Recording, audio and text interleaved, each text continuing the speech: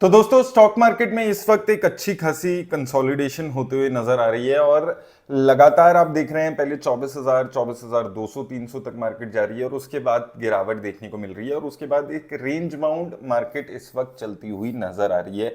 Reason सबसे बड़ा इसका है एनर्जी क्राइसिस जो इस वक्त चल रहा है और इसके फर्दर बढ़ने का जो खतरा है, इसके साथ साथ जो धीरे धीरे इन्फ्लेशन के बढ़ने का खतरा है, जो डिसीजंस लिए जा रहे हैं, जैसे अभी शुगर का एक्सपोर्ट इंडिया ने बंद कर दिया है, इसके साथ जो गोल्ड है उस पर इंपोर्ट ड्यूटी बढ़ा दी है, शुगर का ऑलरेडी हमने बात की है कि उसका इम्पैक्ट ओवरऑल शुगर के प्राइस राइज में आ सकता है ग्लोबली, और इसके साथ साथ एलपीजी के जो प्राइसेस है वो ऑलरेडी बढ़ चुके हैं, पेट्रोल के प्राइसेस बढ़ने का खतरा चल रहा है और जितने भी मेजर ग्लोबल लीडर्स हैं वो यही चीज बोल रहे हैं कि ये जो क्राइसिस है ये अभी यहां से भी बड़ा हो सकता है। ओनली पॉजिटिविटी क्या आएगी, स्ट्रेट ऑफ हॉर्मोस जब भी ओपन होगा तो मार्केट में एक अच्छी रिलीफ रैली आपको उस वक्त में देखने को मिलेगी।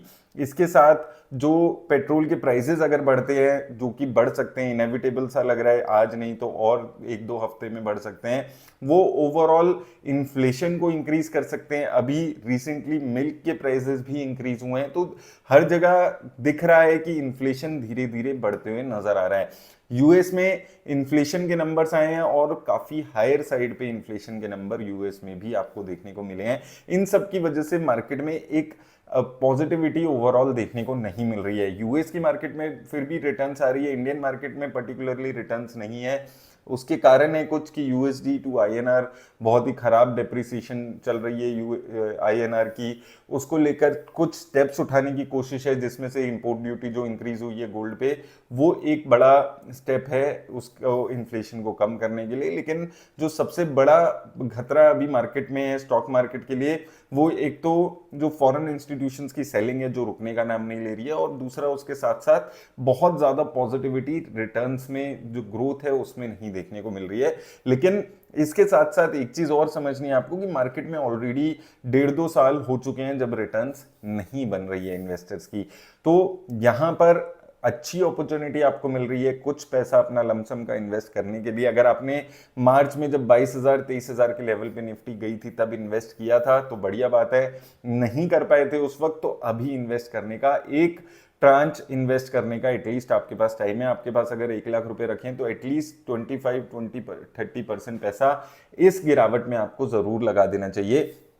उसके कुछ रीजन है कि देखिए मार्केट में कब कितनी गिरावट होगी ये आप नहीं बता सकते हैं। अगर आप ये सोचें कि कोई ऐसी चीज मिल जाए कि आपको पता चल जाए बॉटम कब बनने वाला है मार्केट का, किस ऊपर लेवल तक जाने वाली है, तो स्टॉक मार्केट की इन्वेस्टिंग बहुत ज्यादा आसान हो जाएगी, लेकिन ऐसा नहीं देखने को मिलता है। आप क्या कर सकते हैं, 1000-1500 पॉइंट की गिरावट पे कुछ पैसा अपना लमसम में इन्वेस्ट करते हुए चल सकते हैं। सारा पैसा एक साथ नहीं लगाना है और धीरे धीरे पैसे को इन्वेस्ट करना है। अब कहाँ इन्वेस्ट करना है यहाँ पर मुद्दा आता है। तो देखिए सबसे पहले तो अगर हम देखेंगे निफ्टी 50 इंडेक्स में, आज अभी जब वीडियो बना रहा हूं मैं तो उछाल देखने को मिल रहा है, 23,600 के आसपास है, 23,500 का अच्छा सपोर्ट रहेगा। लेकिन एक साल में आप देखिए अभी भी निफ्टी में नेगेटिव रिटर्न्स आपको एक साल में देखने को मिली है, यानी कि एक साल पुराने लेवल्स पे भी इस वक्त निफ्टी नहीं चल रहा है। तो ऑलरेडी काफी सारी चीजें जो नेगेटिविटी है वो प्राइस्ड इन है, 20 के आसपास की प्राइस टू अर्निंग ऑलरेडी यहां पर आती हुई नजर आई है।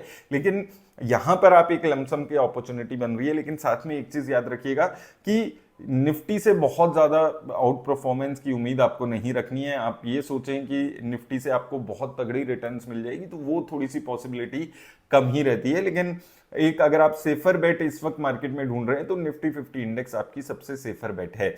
उसके अलावा अगर थोड़े से रिस्की इन्वेस्टर्स हैं तो स्मॉल कैप की तरफ चलते हैं। स्मॉल कैप में इस वक्त अच्छी गिरावट देखने को मिली है, पिछले एक हफ्ते में 4-5% की गिरावट ओवरऑल आ गई है। लेकिन अभी भी आप देखेंगे हायर साइड पे पहुंच गया था, 18,700 के आसपास पहुंच गया था, वहां से गिरावट आके 17,800 के आसपास आए हैं। 5 साल में अगर आप देखेंगे अच्छी रिटर्न्स है, लेकिन उसका जो स्मॉल कैप का जो आज से लगभग 2 साल पहले हाई बना था 19,500 का, उससे अभी भी काफी दूर है।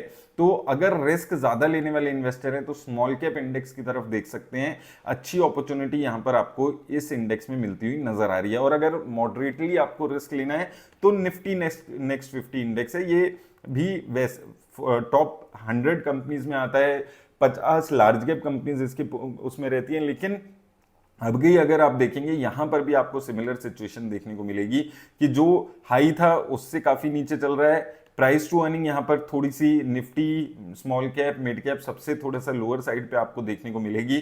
और जो कंपनीज है यहां पर वो भी आपको अच्छी कंपनीज देखने को मिलेगी। Adani power, Hindustan aeronautics, Hindustan zinc जैसी कंपनीज आपको यहां पर देखने को मिलती है। पिडीलाइट इंडस्ट्रीज, तो सेफर काइंड ऑफ कंपनीज यहां पर भी आपको देखने को मिलती है। लेकिन निफ्टी 50 इंडेक्स से थोड़ी सी ज्यादा रिस्क लेने वाली कंपनीज होती हैं। तो ये 3 इंडेक्स हैं जिसपे आपको फोकस रख के आप चल सकते हैं। मिड कैप को मैं बहुत ज्यादा यहां पर इस वक्त आपको सजेस्ट नहीं करूंगा इन्वेस्ट करने का। थोड़ा सा ज्यादा वहां पर रिटर्न्स थोड़ी सी कम बन रही है और वहां से रिटर्न्स आपको ज्यादा थोड़ा सा जो प्राइस टू अर्निंग है, वैल्यूएशन है, वो मिड कैप की इस वक्त सबसे ज्यादा एलिवेटेड यहां पर नजर आ रही है। तो थोड़ा सा ये 3 सेक्टर हैं आपका, जो 3 इंडेक्स हैं जो आपका रिस्क लेने की कैपेबिलिटी है, आप उसके हिसाब से इन्वेस्ट करने के बारे में इसमें सोच सकते हैं। लेकिन साथ में एक चीज याद रखिएगा, जो पैसा आपके पास इस वक्त रखा है, जो आप 3 4 5 सालों के लिए लगाकर भूल सकते हैं, उस पैसे को इस वक्त यहां पर इन्वेस्ट करिएगा। क्योंकि अभी जो स्ट्रेट ऑफ हॉर्मुज़ के क्लोज रहने का क्राइसिस है वो कितना लंबा चलेगा, कितना बड़ा ये क्राइसिस में कन्वर्ट होगा, ये अभी किसी को नहीं पता है। तो अगर ये क्राइसिस बड़ा होता जाता है तो हो सकता है हम नेक्स्ट ईयर भी मार्केट को इन्हीं हालों में देख रहे हों, बहुत ज्यादा रिटर्न्स आपकी ना बनी हो। लेकिन साथ में आपको ये चीज भी समझनी है कि अगर आप लॉन्गर टर्म में इन्वेस्ट करेंगे तो ये क्राइसिस का भी कुछ हल ग्लोबली निकलेगा। अब कैसे निकलेगा वो देखने वाली बात रहने वाली है। लेकिन बहुत ज्यादा लंबे टाइम तक ग्लोबल इकोनॉमी ये स्ट्रेट ऑफ हॉर्मुज़ जो क्लोज्ड है उसको झेल नहीं सकता है। तो इसलिए कुछ ना कुछ हल जरूर निकलेगा। लेकिन आपको एज एन इन्वेस्टर ये चीज हमेशा याद रखनी है कि आपको अपना ओवरऑल पोर्टफोलियो को डाइवर्सिफाई करके चलना है। निफ्टी में इन्वेस्ट कर रहे हैं आप, इंडिया की मार्केट में इन्वेस्ट कर रहे हैं, तो भी आपको डाइवर्सिफाई करना है with in small cap, mid cap, large cap companies. उसके साथ साथ आपको कुछ ग्लोबल इंडेक्स में इन्वेस्ट कर सकते हैं आप, जहां पर भी आपको समझ आता है वो इंडेक्स। हमने सेपरेटली यूएस मार्केट में कैसे इन्वेस्ट करना है उस पर मैंने आपको सेपरेट एक वीडियो डिटेल में बनाई थी, आप जाकर देख सकते हैं। अगर कहीं और इन्वेस्ट करना है, गोल्ड, सिल्वर, जो डेट है जिसमें हमारा पीपीएफ वगैरह आ जाता है, इन सभी इंस्ट्रूमेंट्स को आपको अपने पोर्टफोलियो में रखने की जरूरत है। क्योंकि वो ओवरऑल आपका एक तो रिस्क मैनेज करता है, मार्केट में क्रैश भी आता है तो इतनी ज्यादा घबराहट, डर नहीं लगता है अगर आपका पोर्टफोलियो अच्छी तरह से डाइवर्सिफाई है। तो ओवरऑल अपने पोर्टफोलियो को जरूर आप एक तो डाइवर्सिफाई करके चलिए। और अगर लमसम अभी तक नहीं किया है तो ये एक अच्छी अपॉर्चुनिटी मार्केट में मिल रही है। बॉटम का इंतजार मत करिए कि 18,000 निफ्टी जाएगी, 19,000 जाएगी, क्योंकि किसी को नहीं पता है कि निफ्टी कब जाएगी, कितना ऊपर आएगा। एक पॉजिटिव न्यूज आएगी और मार्केट में रैली आ जाएगी, और यहां से फर्दर कुछ और नेगेटिव न्यूज आती है जिसमें इंडिया स्पेसिफिक अगर पेट्रोल डीजल के प्राइसेस बढ़ाए जाते हैं, वो सबसे बड़ी नेगेटिव न्यूज हो सकती है। तो लेकिन ओवरऑल आपको ऐसी गिरावट में कुछ पैसा जरूर इन्वेस्ट करने की अपॉर्चुनिटी देखनी चाहिए। तो उम्मीद है आपको हेल्प मिलेगी इस वीडियो से। धन्यवाद।